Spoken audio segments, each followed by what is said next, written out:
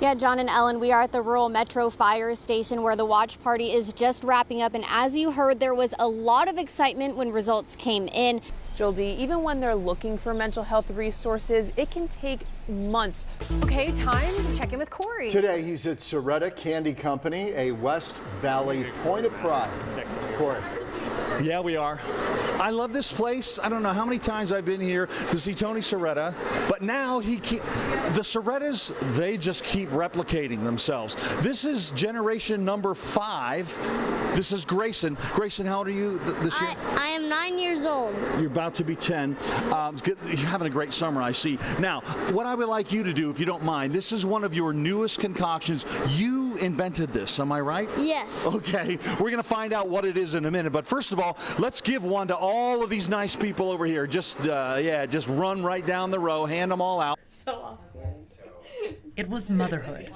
I gave birth on January 24th here in Pennsylvania. Motherhood. The same reason why Leanne's best friend is staying in the danger zone. Hello there. Like the school district of the city of York. Happy Friday.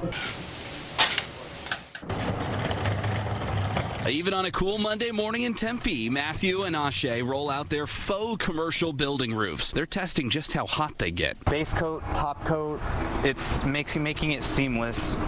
He's talking about a new roof coating unlike any other. The two friends spend hours at Arizona State University offices together daily, testing and retesting their coating. They developed it as doctorate students and then started a company, Encoat, after they graduated. We didn't want to leave all that research behind us and go work in corporate. So we were like, how can we use this technology and make the biggest impact? This blue goo, that's the magic. Inside it, millions of particles that they've developed at ASU that they say act like ice packs. It freezes at night and cools during the day. So we've actually formulated it to resist UV and IR. Our second layer, that's our thermal barrier. So any heat that wants to come into the building or heat that wants to escape, it hits this barrier and it stays trapped. It acts like a blocker. It's a brand new type of commercial roofing and it has to be tested, polled, and retested. They coated a few classrooms and the results were better than expected. When we did it, we ran that for 12 months and we collected data on the performance and we saw a 25 to 30% reduction in heating and cooling costs. You hear that? Up to a 30% drop in cooling bills. Inside the lab, they developed a heat box to mimic the desert sun that they've used thousands of times. Every mix and batch we make, we test it. Every competitor we benchmark against. So this has been used quite a lot. Yeah. Now SRP is testing the coating on a roof at ASU's Polytechnic campus in the spring to see if they can offer rebates for companies that switch to it. Matthew says the heat isn't going anywhere, so finding solutions like this matter. Into the hundreds late in October in Arizona. So this problem's not going away. So yeah, for owners, it's like, hey, we have the solution for you. For contractors, it's really a matter of this is a next generation product that everybody from owners are wanting, like they need it.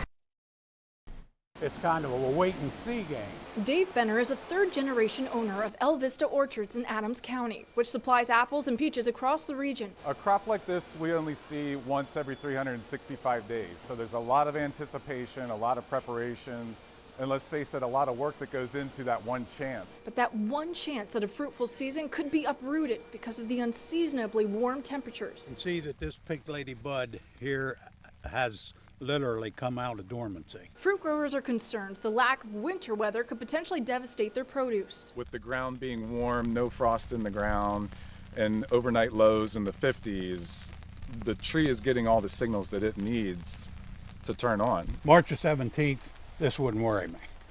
But on February 17th, it is a concern. Trees that normally show buds in April and May are budding 45 days earlier than they should be. That means that we have 45 more days as growers to sweat out what could be tomorrow night's frost. There are so many things that affect our business that we as managers cannot control. If we have lesser of a crop, then we don't generate the revenue dollars to operate the business. The Benners have seen the cost of packaging, pesticides, labor all increase in the last year. It does directly affect our business and ultimately the consumer. Beyond the threat of frost causing crop failure, an earlier season could also cost growers more as they try to protect their produce. Those costs trickling down to consumers. Apple prices would go up, and in some cases, supplies would be short. A warmer season putting the heat on growers and could leave them to compensate through their budget. You would have to figure, where can we cut?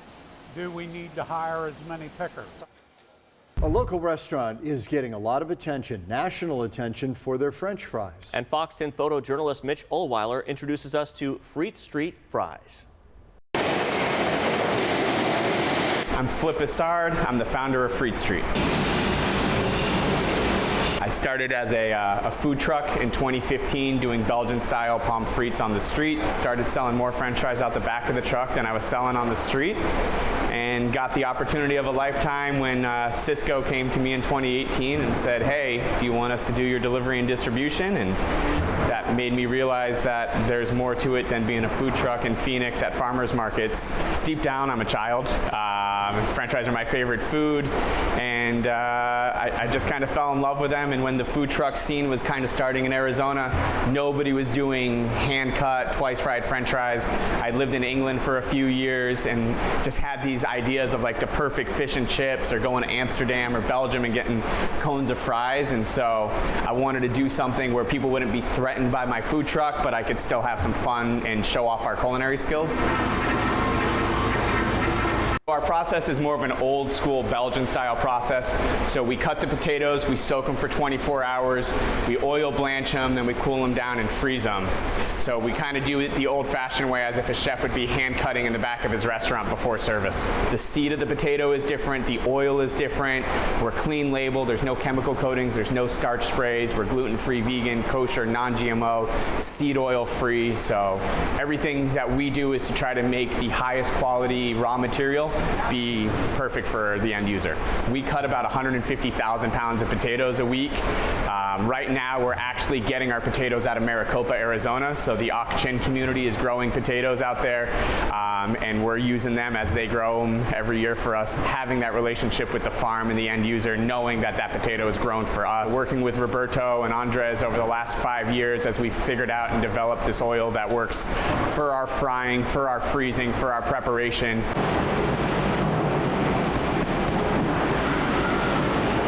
Being an Arizona-based business, how many chefs in the Valley support us? Hush Public House, Rokery Richardson's, JW Marriott, Valley Ho. There's like 200 chefs. True Food Kitchen launches this week. I always knew that my goal with Fleet Street was to scale it and grow it. I thought it would turn into like late night fry shops. And to be able to say now that we supply some of the best chefs in the country, I get to work with Gordon Ramsay, I get to work with Thomas Keller. I'm just stoked for the future, because every day is better than the last. Her business is based in Surprise. Fox 10 photojournalist Mitch Ohlweiler introduces us to Julia's Cookies. Of my business, Julia's Cookies. I'm located in Surprise, Arizona. Julia's Cookies makes all kinds of cookies, mostly decorated cookies, cookies made with royal icing, which is the designed cookies, but we also have gourmet cookies. I love to bake anything, but something special about cookies. I like the creativity, the space that gives me to create and just design many ideas in one set. We actually moved to Arizona because we thought that was a good place to start a small business from home. And my husband was very supportive. He had the idea actually, and we came to Arizona to pursue this dream. We feel very home here, and the business grew a lot in here. I don't think if I was in some other state, I would have so much growth like I have here in Arizona. Social media plays a huge piece of my business. Most people find me on Instagram and they see my videos. I love to make the tutorials, and I also teach some baking classes. That's how I reach a lot of people. That's how Food Network found me. That's where a lot of things happen. So I still do a lot of social media. I love baking and I love show how I decorate the cookies. I do a lot of, like I say, the cookies that they are homemade, they made by hand, they decorated one by one. But also, I step a little bit more on technology, and we're using a edible printer machine to print logos, photos, and so I do still think it's art still, because I have to go and design, and everything's customized. We really love to see where the technology incorporates to the old steps, old-fashioned styles that we work together, and never ever compromising the flavor, never compromising the quality of the product. That's the main thing. And that's what I love to do. So I'll be here for a long time. We've come a long way in the science of meteorological prediction, especially since the 1970s with the deployment of many weather satellites into space. Computer models have become more advanced and able to process larger amounts of data. One of the oldest methods, and still one of the most critical in gathering atmospheric data, is the weather balloon. So we will flip this all the way over and hook it to one of the hooks. Elisa Fries is a student meteorologist at Millersville University and is one of the leads behind the school's weather balloon team. We will fill it up till it looks the right size. When we go to launch it, we're going to have a radiosonde, which is an instrument that collects all of this data. Weather balloons are one of the best ways to measure the current state of the atmosphere from the surface of the Earth all the way up to 100,000 feet. Over 90 are launched across the U.S. each day. Unlike spy balloons you've been hearing about, weather balloons are far smaller with a much shorter lifespan. As it's going up, we're getting live data, and so what is going on with the temperature, pressure, dew point, humidity, like everything going from the ground to all the way up before it pops. The results are then streamed live on the computer so atmospheric scientists can instantly start analyzing the data. Setting up is often organized and quick, 30 to 45 minutes. On days when the weather is going to be particularly active, for example when severe weather is expected, balloon launches are incredibly valuable, and sometimes multiple balloons are launched. We'll have launches every 15 minutes sometimes for certain projects. And so once we put it up, we start filling up the next one. The data from these balloons, aside from getting streamed live, also gets ingested into the very computer models that meteorologists use to discern how a particular weather event is going to play out. And the answer to that question can tell us how volatile that event may become. So at the end of the day, we can prepare people for what's to come. Ed Russo, CBS 21 News. So the story might have ended there, but luckily there was a person driving by, stumbled upon this accident and helped that victim on the ground until the first responders got there. Photojournalist Mitch Ohlweiler caught up with the driver, who is now searching for this mystery man so he can thank him.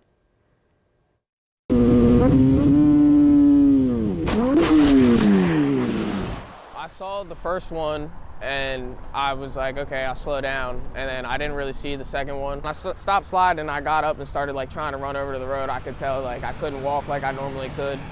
And I could feel a little bit of pain in my left leg. So I definitely thought like I broke my hip or something, because I did hit hard and then I slid. Hey buddy, what's hurting? He came out of nowhere and did everything he needed to do to take the helmet off. He kept my head stabilized, my neck stabilized. He took it off slow. I want you to keep your neck very still, okay? Yeah.